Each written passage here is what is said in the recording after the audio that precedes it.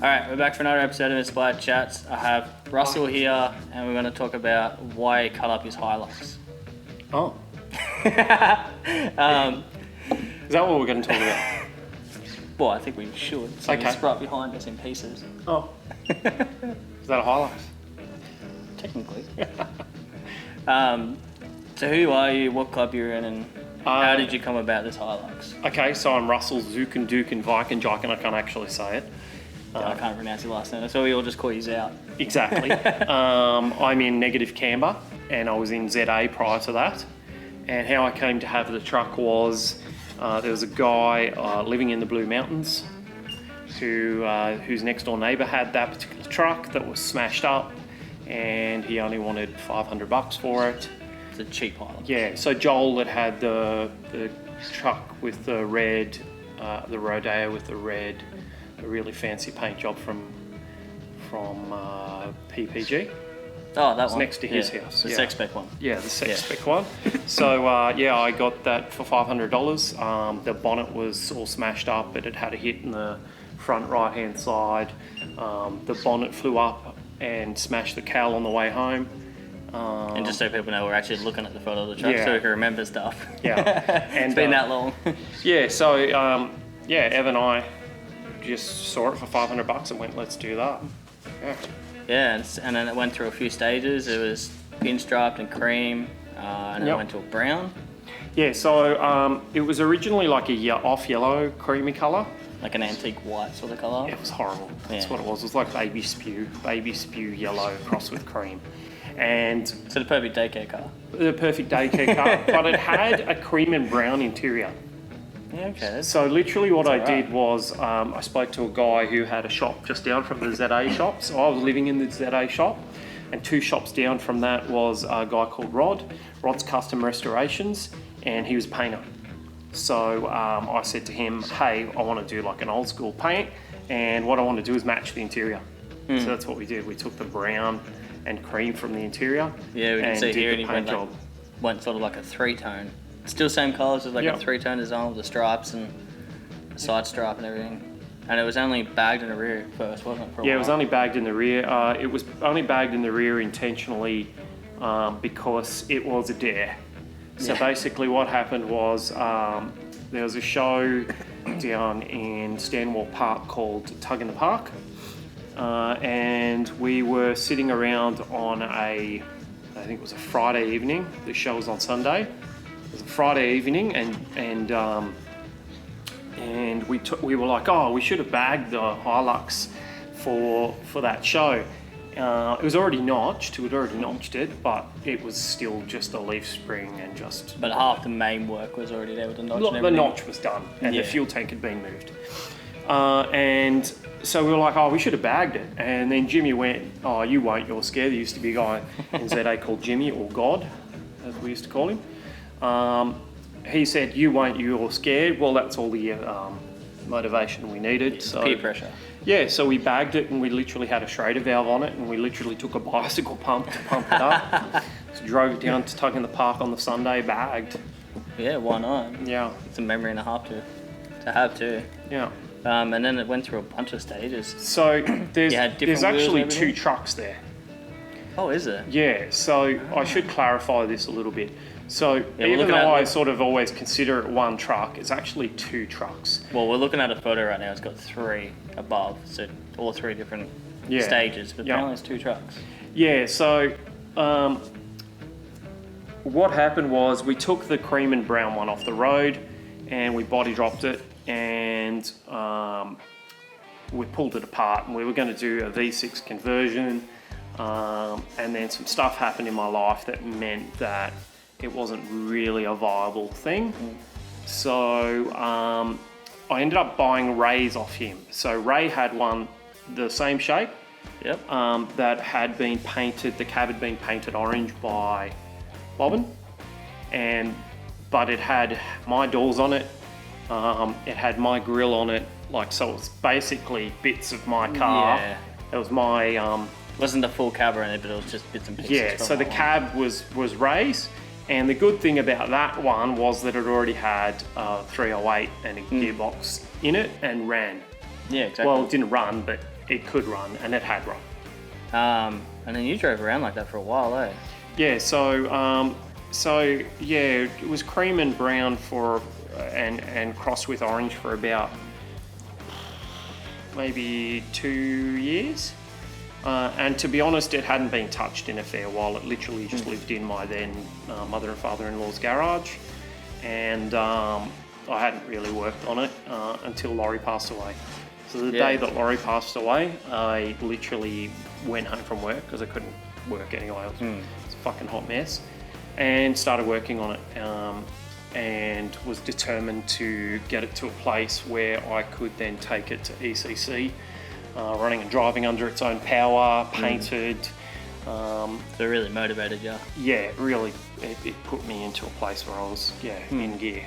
Yeah. Yeah, which is the next step. It went black, and then I had the wheels. They went through 2 different sets of wheels. I noticed that. Yeah, 3 sets. So it Three had sets. territories, it had stockers, it had actually it was 4 sets because it was territories, stockers, it had All the wheels. Enkeys, and then it had 4 chaser rims.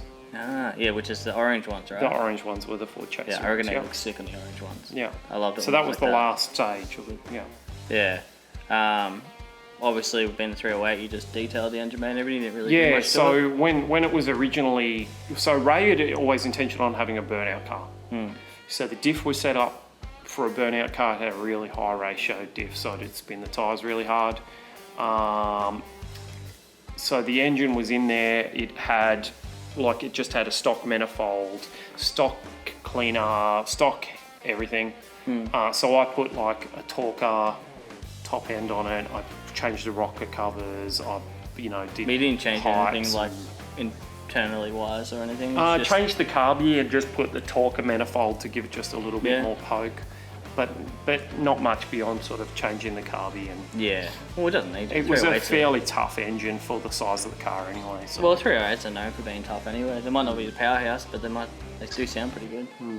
And then it went through all the wood stage. That's the bit So that there I were 2 loved. different wood stages, yeah. So there was a darker wood, which was originally the one that I got my logo with. That one. Yeah. With the Enkei wheels. So that was the original. I was trying to go for a really clean look at that point. Yeah, you can So see I how was- much darker it is just there. Yeah, so I was going for a really, I blacked out the indicators, I blacked out the tail lights, everything was blacked out kind of thing, right? Yeah, so you can see in that one, it's all black. There's no extra piece, no lace or anything on the Yeah, head. exactly. Paul, one of the guys in ZA, he now lives in Victoria, he pinstriped the bonnet and the tailgate for me. We had a bit of fun with it. Yeah, and that was before I got the wood in the back of the top. That's right. Yeah. Yeah, so the wood in the bed was the second stage of the black paint. So how did you go about doing the wood on the side here? On So, the tub? 'Cause I don't see anyone else doing that, where they pretty much emboss it in. Yeah, so those beds actually have a recess, so they actually go in and come like a D shape. I got that shaved, so because I was in a rush, because when I decided to do it was July, Yeah. I concentrated on the front half of the car, and I took the bed to Twisted Metal, Jason Luttrell, who shaved the side rails but left a recess for me Yep. in that shape. So you can put the piece of wood in there Exactly. and get a perfect size. And put the tail lights in it, the Cadillac tail lights in it. And I noticed you don't have a roll pan on it. No, It's no, not a mini it's a drag truck then. pan. It's not a mini truck then. It is a Doesn't mini have truck. It's got a doesn't have drag pan. Drag pan is still a roll pan. It's just a drag pan. Suppose. You know what the idea of a drag pan is? Oh, Just reinform it. funnel all the sparks out the back of the car. Ah, well, there you go. Yeah. Well, if you have a drag pan or a roll pan, you're a mini truck. Exactly. Right? Well, There that's, we go. that's what Bobbins No does roll too. pan, no mini truck. Bobbins had a drag pan. Yeah, so no roll pan, no mini truck, right? Oh, yeah. I'm just going with that cliche. Yeah. But yeah, and then you went lace and everything on it? Yeah, Mix it up a so bit? the second stage of that was basically to sort of take it a bit more old school. It was actually, I was talking to a mate, Scotty from Oxitec, and he's a real good buddy of mine, and he was like, oh, have you ever thought about doing this? And he sort of said, oh, you know, because I was going to change the wood up. He said, well, why don't you make it look old? And well, so it fits that same style. Yeah, and so he came up with the orange.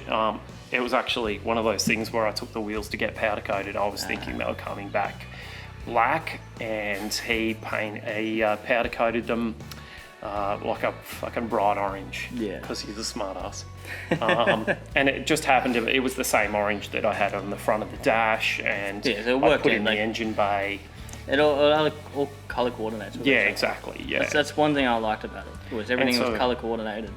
So then we did the spider caps and laced the roof and put an older front bumper bar on it as opposed to the newer round one. style. Yeah, you changed had the the round grille one to on, the didn't more you? full drive looking grille as opposed to the straight one. Yeah, that's right. Yeah, you had like Yeah. the, what is it, 90s one? 90s one that I Hilux? cut and Yeah. shut back together, yeah.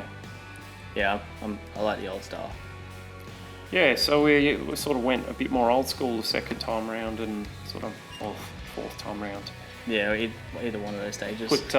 Put SS Commodore seats in it at the same time. You know, it sort of slowly became a bit more drivable as well. Yeah, yeah, That was kind of the end idea, was to make it drivable. And MotorX, how did MotorX come about? Because I know that was a big step in your life where you were able to take it to a show. How did that feel? Yeah, well, so the first show I went to was ECC in Bateman's Bay, which was the last ECC in Bateman's Bay. It went there on a trailer. It was driving, but only just. Yeah. And it was just basically in the memory of Laurie.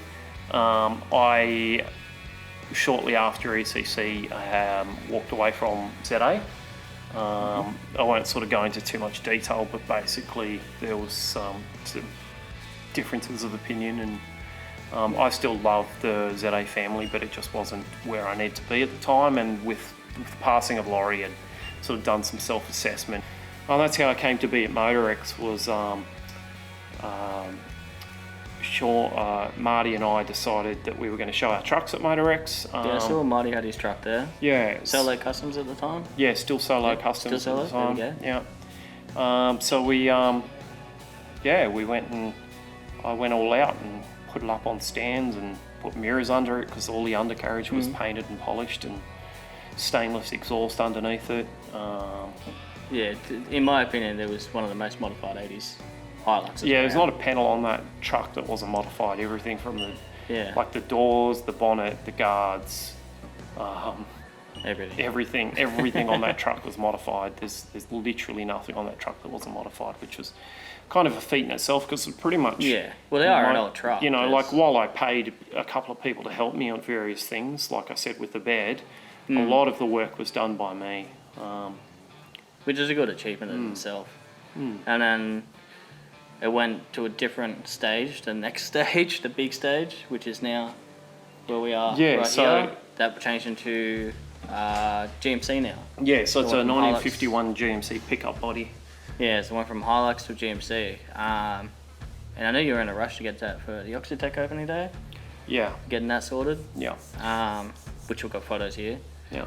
How did that come about? So what happened was the Hilux was giving me a lot of trouble because the engine was too big for the engine bay. As simple as that, really. Well, V8s aren't meant to be in that model Hilux. Yeah, they couldn't get a radiator that was big enough to cool it. And then I took it to Scotty's funeral. I don't know if you know Scotty. Scotty is Chad's dad. He passed away a few years ago. I never got a chance to meet him. I've heard some great stories about him. Yeah, he's a legend of a guy. He's actually the guy that got the truck running in the first place, the Hilux running in the first place. And it's his diff centre that I broke, Okay. which I'm going to explain now. So I broke the diff at his funeral doing a skid. Drove it home from there. It overheated, as you can imagine. That's a good memory in itself, though. Yeah, it was good fun. Yeah, so then as a result of that, it was giving me the shits. It was sitting in the garage. And I was having a rant about it one day to my then wife. And she said, well, if you don't want it, what do you want? And I said, I've had my eye on this Chevrolet cab that Stu's got down in Victoria. And I've kind of talked to him a couple of times about getting it off him. And she's like, well, why don't you do that? And I said, oh, are you serious? And she said, yep. She said, you've got 5 years in which to build it. Go and do it if you're going to do it. So I literally went downstairs that night, pulled the cab and bed off the truck, put them on eBay. Yeah, and sold them. Literally sold them, yeah. So as quickly as I could. Ev, Ben and I hit the road a couple of months later, drove down to stay at Stu's place for a couple of nights, got the cab, brought it home. Yeah, so the whole thing is it's got a much bigger engine bay, so it's not going to overheat. More curves this time. Got a stock LS Commodore engine out of Statesman, still stock radiator, stock gearbox, tail shaft with the stock Commodore end on one end and a Hilux end on the other end. Yeah, hopefully reliable this time. Rebuilt diff with an LSD in it, so it should be significantly more reliable to drive every day. That's the idea. Yeah. So I want to be able to go and jump in it and go for a cruise with Aaron or go for a cruise with Ev or, you know, any of the boys and just, you know, Mick. And well, it will be cool to see the GMC cruising along with Aaron's truck, as everyone loves that, and he's now Smotty. Be good to have a cruise. Plus, it's technically, well, his is a Rodeo with curves. Yours will be a Hilux with curves now. Yeah, right? so his is a Rodeo with a Chevrolet body. Mine's a Hilux with a GMC body. So yeah, neither of them are actually what they appear to be, but yeah. So now it's just a matter of getting everything together and finishing up all the bodywork and stuff. Yeah. So the body's up in the air at the moment with just doing some stuff underneath it, just finalising the centre bearing cross member. Once that's done, the wiring and fuel lines and stuff can go in, and cab can go back on, and it can get some paint on it. Yeah, going from there. Long stages. Oh, well, still got a while ahead of you, but yeah, probably at least all the another projects 12 months. All the projects take a while. It's bloody sick. Yeah, it's got a few little cool things about it that I like we put R100 tail lights in it. And I like you got the stepped out rear bumper on it too. Yeah, so made some brackets for that. Shawnee in Victoria did some brackets like that. It's funny, I was going to buy a rear end for it, like I was going to buy a bed for it, and I was looking around, it was pretty tough to find anything. And even if you do find they're expensive. Yeah, exactly, and then Aaron's like, why don't you fucking build it, you pussy? And so I did. Yeah. So all your trucks are built around peer pressure at the moment? Yeah, absolutely. Yeah. Yeah, absolutely. Like I can't talk, mine was built around peer pressure, but yeah, yours has been through multiple stages of just pressure. So now I'm telling you the pressure to get this done. Yeah. Hopefully Don't worry, the boys in, especially Aaron and the boys in NC are pretty keen on me getting it on the road because they want people to cruise with. So yeah, no, it'll be good. Be good to go for cruising and that. Should be good fun. Alrighty, well we're gonna end that episode because we've talked a lot of shit. Yeah, I guess we have. Yeah, it's been for a while. Been talking for a while. Bye everybody. But that's an episode with Russ. Thank you. Hopefully we'll see this truck in future videos. Seeing it's going to be around here a lot more. We can start doing some filming and get shit done. Cool. All right. Thanks, man. Bye.